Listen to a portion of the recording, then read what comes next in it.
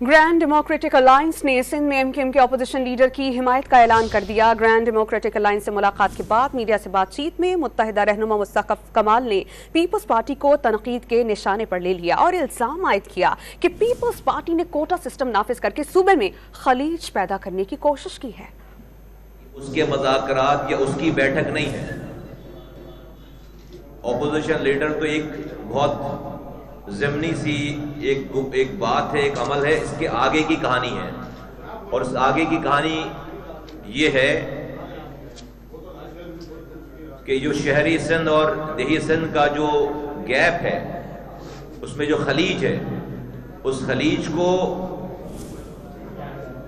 موجودہ حکومت نے، پیپلز پارٹی کی حکومت نے بڑھایا ہے۔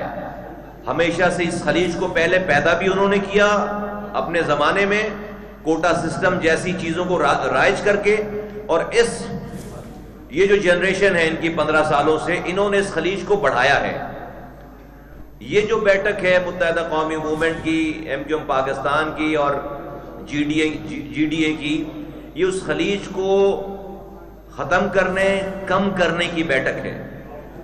دیہی اور شہری اس خلا کو پر کرنے کی بیٹھک